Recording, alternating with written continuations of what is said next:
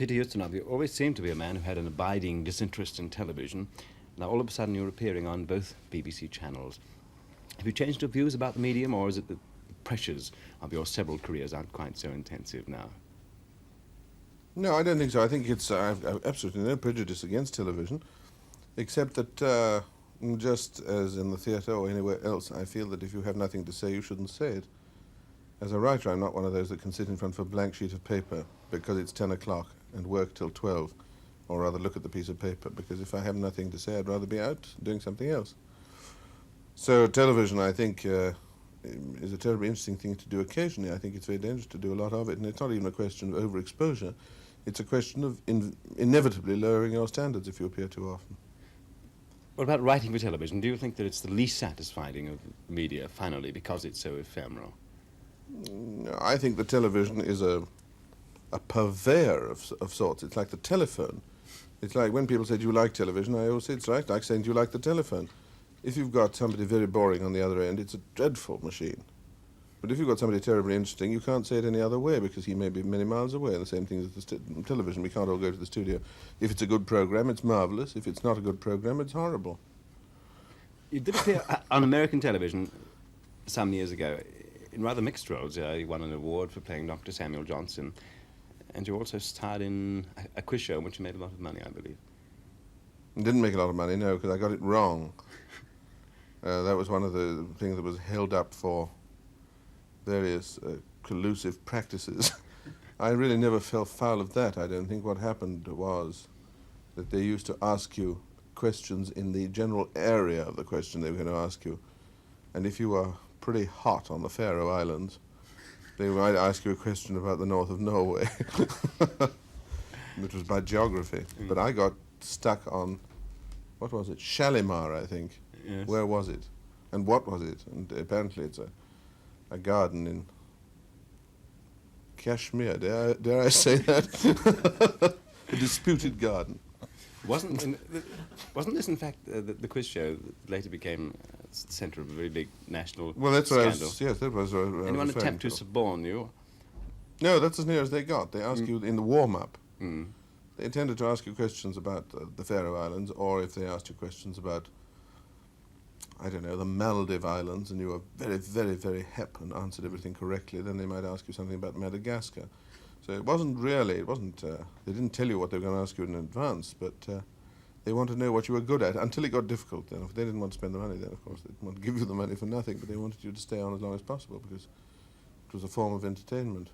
I suppose the most frequent accusation leveled at television generally is that it's killed conversation, that it's destroyed conversation, and of course you're recognised as one of the last of the great conversationalists. Well, I think that's nonsense. What's nonsense? I think it's nonsense. I think that they always say Dr. Johnson, and you mentioned him just now because Yes. I played him. They always say that he was a great conversationalist, but really, to be a conversationalist, you've got to have some respect for what the other person's talking about, and you've got to be able to listen. This is the first rule. Every time Dr. Johnson said "sir," all conversation was an end anyway. He wasn't a great conversationalist, I'm sure of it. He was a great monologuist, and the other people were forced to listen. And it's the same thing with television. I don't really think that people converse in a relaxed fashion. I think that conversation has to take place in the home. I think you get interesting talk on television. It's not quite the same thing. If this is a purely hypothetical question, of course, but if television were charged with, let's say, subverting the national imagination and dulling the national sensibilities, would you care to defend it? Yes, I would. I think it's an extraordinary medium. As I said, when it's good, it's very, very good, and it's certainly, I won't say it's improved the standard of writing, but it's caused more people to write than would otherwise have done so, and it's certainly improved the audience.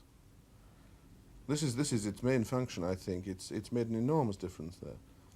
Actually, I never saw it as a threat to any other form of entertainment. I think its main danger, and it's a sort of danger I like, is a political one. It shows up important political leaders with greater cruelty than if you're in the ninth row of a crowd waving in a program in the street. You can't get away with anything on television, and it's an interesting thing because it's, after all, a medium of intimacy. And many people, I think also politicians, are inhibited by the fact that they're told that at this moment 6 million people are watching them, and therefore they've got a chance to enter the lives of 6 million people. So they look straight at the lens and talk to 6 million people. And if you're all alone at home and you see somebody addressing 6 million people and you're the victim, you turn it off because you're frightened. It's a, it's a bland medium, it's an intimate medium, because that 6 million people, although they may be watching, they're very often subdivided into ones and twos. There can be a lonely old lady at home who wants the television for company just before she turns out the light, before she goes to sleep.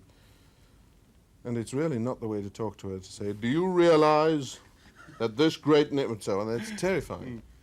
When you're talking like this, for example, on television, who do you think of as your audience? Do you think of I don't think of nameless multitudes? Or? No, I don't think of it at all. I tell you quite frankly, I'm thinking of talking to you.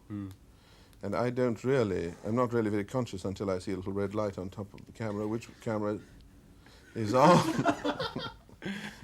Did you see your play, Photo Finish, when it was put on? No, I television didn't. I didn't, unfortunately. Do you like the idea of works that you've written for the stage being translated into a small black and white screen? Well, it works for some authors very well. There's a French author, Montelin, for instance, whom I don't care for in the theatre. He's marvellous on television because he writes rather flamboyant lines, which at the same time reveal a state of mind. When you see them actually like flies and like butterflies in an album, you understand the plays much better. There are such plays, even if they're designed for the stage.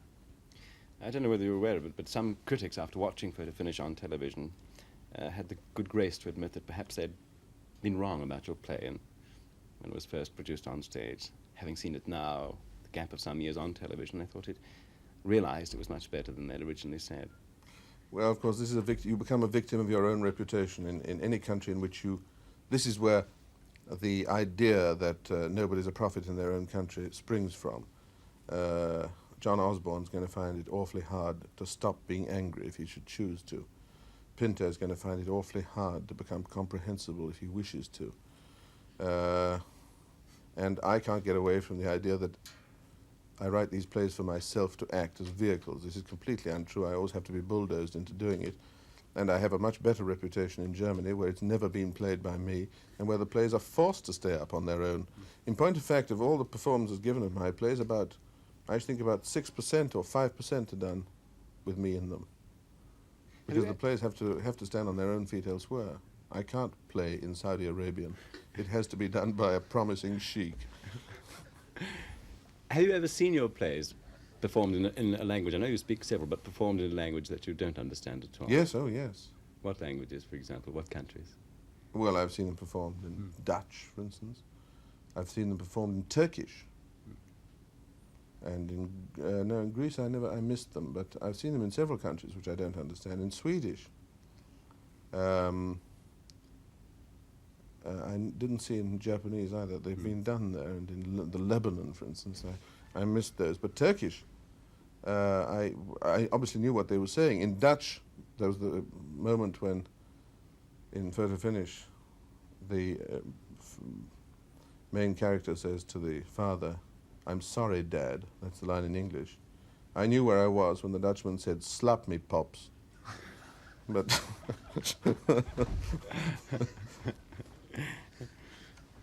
Music's one of your loves, but one that remains a little unattended, I should imagine. Oh no, it isn't a question of being unattended. I think it's an awfully chastening thing for anybody to have a real passion which he's not terribly good at. And I've got an instinctive gift for music, but I can't organize it. I can't read music terribly fast, just for the same reason I can't type. I haven't got that kind of IBM mind, and I'm going to have to suffer eventually when everybody does it. And I'm still writing like a scribe. I write in longhand. All I don't do anymore, because it's old-fashioned, is to illuminate the first letter of every chapter or act. But I can't type. I don't know what I'm doing, and I don't like the noise very much. The fact that you're appearing in Music International, does this suggest that perhaps that you're going to devote a little more of your time and your creative talents to music, or to the fringe areas of music? No, I don't think so, because it's very indicative that when you travel a lot and you meet a lot of interesting people, and I meet musicians, for instance, composers, who ask me what do you really think of the work of, and they mention some relatively obscure dramatist, and I have to admit that I don't know the work of that man terribly well, and I'm not really qualified to answer it. At the same time, I say to them, and what do you think of the work? And I mention a relatively obscure composer who I happen to be terribly fond of or think is promising. They've never heard of him at all. So that really one is very often, I think, interested in an art which is not one's own. And I've got a huge collection of records of contemporary music. Just as I'm very interested in contemporary painting, simply because I'm very interested, and I think it's essential to be interested in what's going on in a parallel form of expression to your own at any given period, because after all they're all interlinked.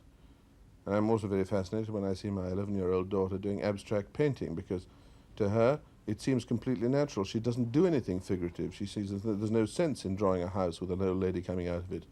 She draws a cube with a comma next to it. And this is to her natural. I can't say anything. And point of fact, if it's done with conviction, it's very good. But you're not merely an interested observer. You take part. You create in so many of these fields yourself. In an age where the specialist, or an age of specialization, I suppose, do you resent the criticism that's probably leveled at you that you're a dilettante merely because you dabble in so many fields? Well, of course, if one could be sure that one would outlast that criticism, I wouldn't care at all. And I don't really mind anymore, because I feel sure enough of myself now to let all that ride, although there are moments when I think it's unfair. I'll be quite honest. I do think it's unfair, and I think it's silly, but if you get yourself... It's already a tremendous honor to be on a stock exchange in which your value keeps changing, because there are many people who never get there. Have you ever wanted to be a politician? No, I've once said, and it sounds like a joke, but I really believe it, that those who get to the top of the tree are those that haven't got the qualifications to detain them at the bottom. I've noticed that it's the really great lawyers stay on as lawyers.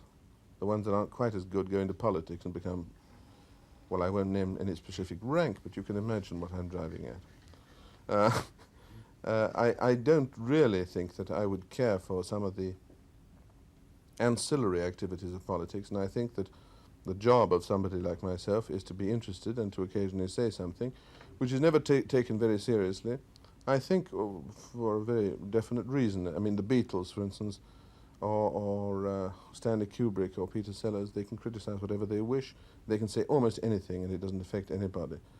You can't really get satire across. I saw Dr. Strangelove in New York, and it starts off with an obvious irony and a searing bit of irony, in which a very serious commentator mentions the fact that there's always, these days, in the air, an aeroplane with a hydrogen bomb aboard, ready to blow up several continents. The intention was obviously ironical, and the man behind me said to his neighbor, "Makes you feel safe, don't it?" Well, this is just an indication of what happens when people make remarks which are intended to drive home the conditioning of people to their own, even unconscious propaganda or temperature of their minds leads them to misunderstand that. The only way to really outrage people is to mix the both worlds and to award the CBE or the OBE to the Beatles. This really scandalizes people because it mixes both worlds. I think they deserve much more than the OBE myself. I think they should be knighted or even given life peerages, but that's neither here nor there. I think they've done a tremendous amount, much more than a large majority of politicians will ever be able to do. But I think the reason for this is that the clown has always been given a position near the king or queen in order to keep their feet on the ground by insulting them. This is all through history. This is the same story. If the clown really gives the king or queen a serious piece of advice for which he is eminently qualified, then there's a scandal, of course, because it's realized that the advice isn't supposed to be amusing. And I think it's really quite flattering, because if suddenly the foreign minister had to do the clown's job, he would be found out in a matter of seconds. If the clown had to do the foreign minister's job, he wouldn't be found out for perhaps 6 or 7 months until somebody might eventually say, "Have you noticed how intelligent our foreign policy has been lately?" clown's job is much more difficult. So if you are a political animal, or were one, you see yourself as a kind of gadfly only. Yes, no, not only. I think it's a very important function. It's a terribly important function. Children learn either by obedience or by opposition, according to their temperament. And I really think that the children that learn by opposition learn more than those that learn by obedience. So I don't really care for any reflection on the gadfly, because I think the gadfly is really more important than the conformist. Peter Ustinov, thank you. Thank you.